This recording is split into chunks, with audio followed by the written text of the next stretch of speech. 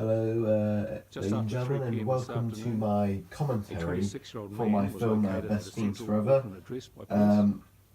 So this is the He was first brought bit. back Now the here to first bit, Auckland of Central course, Police isn't Station and is currently speaking from to us me. in relation to the This is murder a mixture of both a Guardian clip where I just searched up a news report on a murder.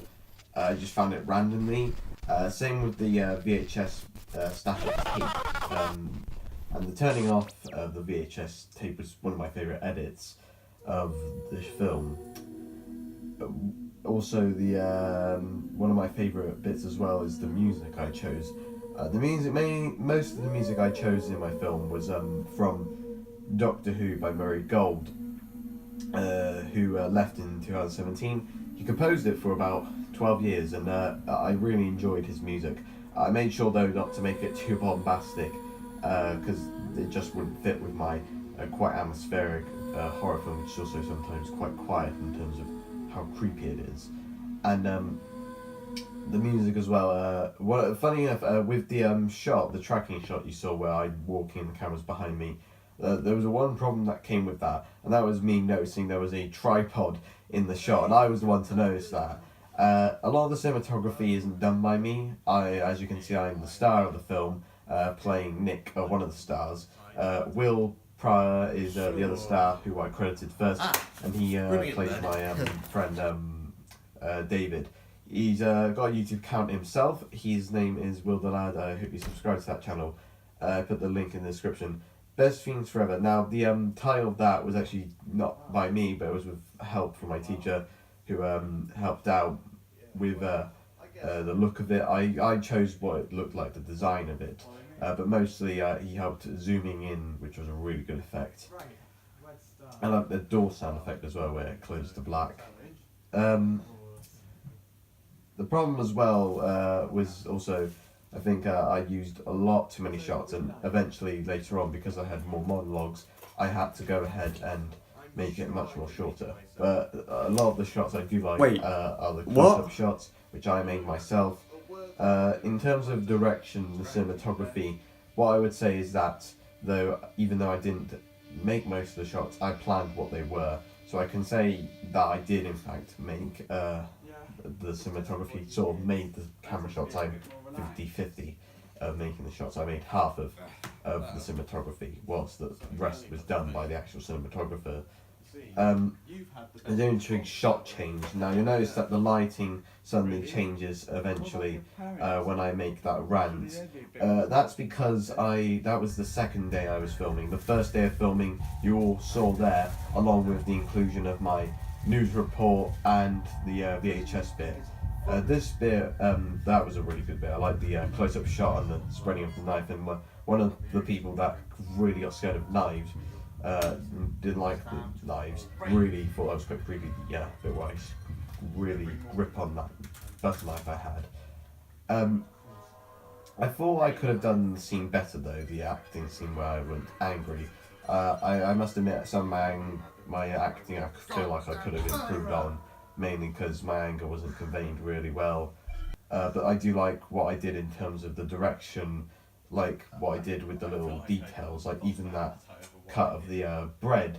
It's still there once I with another piece of bread, with the ending part where I eat the sandwich, it is cut in half.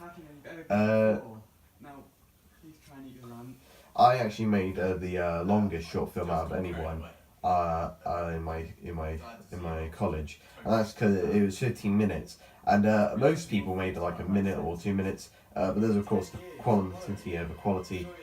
And one of my cousins noticed that my hair was different in that close-up shot. That's because there I had that was my last day of shooting, where I did only 2 scenes, that and the ending, where you can clearly see I've had a haircut, and it is coming off a bit weird. That shirt as well Will was wearing is also not the shirt that is not his own shirt. It's actually a shirt I had, and that's because I told him he forgot to bring a bright shirt because it contrasts with my dark sort of clothing I wear, which is a hoodie and trousers. I thought Will did really well with acting. That shouting bit where he shouts what did I just say was really good. the punching, I won't say that was my proudest effect of use of punching sound effects in the film. That comes in later. This was pretty good, and once again a bit of Murray Gold's music, but also I included mainly music that I also included the Dark Knight music, the Joker's theme, for when it was getting really tense. I thought that would work quite well. I checked though on what music to use, and I had to make sure I was thinking what music would suit it, and that was important. The rest of the cinematography here is done by Anna and Robert John Whittle, who are my parents, and that's because the KE who did the cinematography before couldn't do the cinematography later on, because I won't say, it's personal. But the cinematography thought was quite good. It's all handheld and it's done by my iPhone. Now you're wondering why I had a tripod. I didn't use the tripod. I was going to plan to use one of the cameras from the college. One of the problems though was the SD card didn't seem to work, but I was quite happy with the iPhone sound and picture quality. It does sometimes come off a bit quiet, but for the most part I think it worked quite well. And this scene I wanted to make sure about the lighting with the lamp. The lighting was important here, and that was quite a key bit, along with the dark weather, which I thought was actually quite good that it was during night time. And as you can see, it's not like as quick and it's not changing as much. And this is when I had to realise, my parents told me, like, you can't just keep on like cutting from one shot to another. You have to just stick to the one, you just have to go ahead and make it long, because you're doing longer monologues, and a lot of the stuff, some of it later on, but by the very end, is improvised because it's such a long script, and that was a flaw I had. I think this is my first script I've written for my film. I need to make sure that I next time when writing a script for a short film, make it short and not make it too heavy on dialogue, or you can sometimes have not any dialogue at all. And the Christmas tree in the background. That's why the Christmas stuff around is why I had the line "Merry Christmas," friend. I said "So long, friend," but instead I included "Merry Christmas," mainly because it was Christmas around it. I was filming during Christmas time. And this scene I thought was pretty good. The thing that the skipping rope Will had, I was planning to use a towel, but I couldn't use a towel. My parents said that was a bit silly, strapping me to a towel. So they said they found a skipping rope and they thought, use that instead. So that was improvised there. And it's mainly scene 3 was the longest bit to do, and I mainly had to do that. I did, thankfully for the first 2 days of filming, you'll notice that the lighting changes again later on, and that was because it goes back to the first day of shooting, where we decided we were running out of time, so we planned some of the final scenes, and then the very last shot was on the last day of filming, which was just me and my mum, and that was because the filming, that was because I just needed to get those sorted out, and it was not too important, but it was noticed that for the bit where I said it's not like I even committed the crime, that bit was not included in my editing. I couldn't find that, so I had to, put that on there. And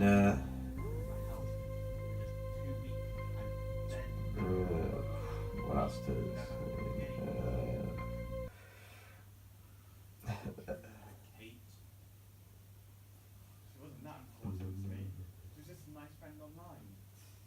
a lot of people said actually in my film that it was very Hitchcock-esque, and the main reason, and that was because I did take inspiration from that, but with my idea that it was 2 people in one location, a lot of that is inspired by Inside Number 9, which that is an anthology series that mainly has it doesn't have too many cast members, but the main thing is it does take place in one location, and it feels very much like a play. And then a lot of some of Hitchcock's films are sometimes filmed in one location, or mainly one area, which I thought was pretty good. And so my acting wasn't too off, and direction wise, I did direct the scenes. I did tell them when to cut. We did take takes here and there, and all the editing most of the editing was done by me, apart from the title bit. all the rest of the editing was done by me, so I can say I am the director. I was the person in charge of my whole project. I had written the script, I'd done the storyboards, and all the other works.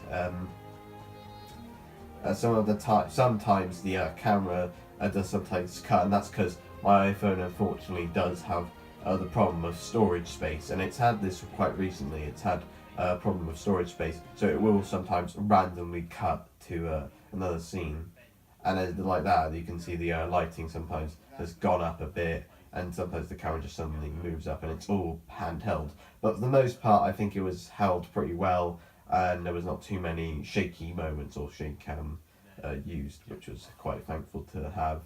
And I was a bit awkward earlier in the commentary because there wasn't too much to describe here. Mainly, a lot of the stuff to describe will happen later on. For editing wise, though, I did quite well with the cutting of the scenes. I jumped cuts quickly one scene to another, so black in or black out that comes in, it just quickly jumps to another scene to another. And I managed to, I had to with my keyboard, you have to tap constantly the frame when I say about cut, and to stop from there, from when I'm doing my editing. And direction wise, I do sometimes, as I said, do close-ups, and as I said, direction mainly comes from me telling what's going on. And I said, my mum was thinking you can't really direct an act. I point out that many directors are also actors. Mel Gibson, John Krasinski, those are just a few examples of how it works. And to be fair, there's one thing I will say as well. My film does go on for quite a bit, and there was even a lot more that I was going to have in my film. And my parents did at one point get confused, and it does sometimes. I can see that it does get confusing for some audiences at points there, so it can get a bit jarring as to if I'm the criminal or if it's David. It was very challenging to do. I succeeded mostly, but I do see that the script was very much confusing, and it was very much just really, there's so much to it, and I had to cut a lot of stuff from the script. I scribbled out a lot of the stuff from the script because, simply put, there was too much to put on there. And monologues wise, a lot of the bits at the end were improvising, and monologues wise, it's just too long. And at the end, when I'm about to, as you can see, freeing him, I have this problem of there was a bit where we both say yes and yeah, and he interrupts me at some points. That's the improvisation sort of problem with improvising. Sometimes you don't know what and when to say. This is a good shot here, the bit where I just wait for him to go there, and then it cuts to him actually going into the room, which was good. I was going to include a shot which when he's about to call the number, he stops for a moment. I was going to have this really close-up bit of when he's about to press the button and stops. That was from a Doctor Who episode I watched, Cold War, where a finger's pressing on the button and stops. I thought that would have been really good. But of course, timing was a problem, and it was going to take too long. That was quite good. I like the bit where I clap and do that bit. That was I love doing improvisation. It's fun to do that. And then you'll notice here is the lighting will suddenly change, and that's because we cut back to my first day of filming here. Hopefully no one notices my shirt suddenly under my hood. The punching bit here was a very proud edit of mine, mainly because it was timed really well. And I know my friend said, oh, it doesn't feel realistic, but I thought it was a really good bit because he basically is bleeding. And the bleeding was done by himself. He basically went into the toilet and he just put ketchup all over him. The problem was the ketchup, he put all over him so much that the ketchup bottle had ketchup all over it. I was just like, what have you done? Which is really annoying. The cushion bit was quite good. My mum was a bit annoyed, but the cushion bit was good, and that was a good bit of cutting to black. I'm also proud of the editor, the bit where he slides out and he goes off. He goes when I drag his body, when you see me dragging his body very far away. On that close-up bit, you'll notice that he's smiling, Will, when he's getting put into the cupboard. My mum noticed that, she started laughing. It was a bit of a problem there. And as you can see, the detail at the very last shot here is me eating the sandwich. That was a good detail. I wanted to really make sure that detail was there.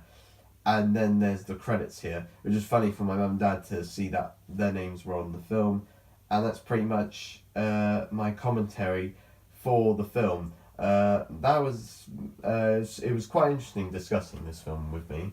I was feel mostly proud of my first film I've ever done, but I am hopefully learning more on how to make short films. You know, making sure to make as a short film a short script, not make it too long, not too confusing.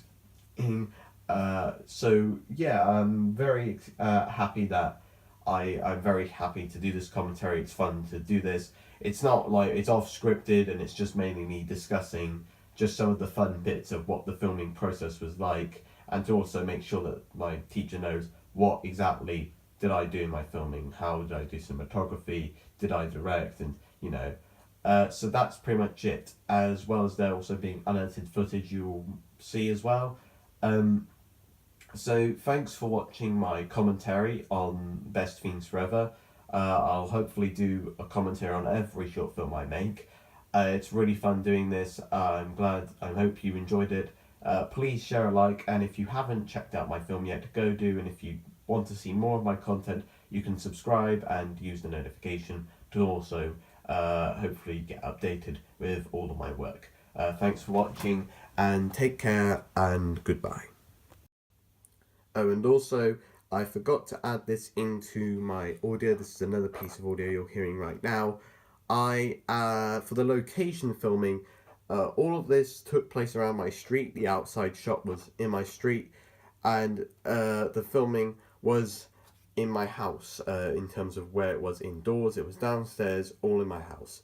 That's just some info to tell also what the location of my filming was. And that's pretty much all I need to say. That's just a quick reminder to anyone. That's pretty much all I've got to say now. I'm not joking this time. I'm not going to tell anything else. Thanks for watching, and I'll hopefully see you soon.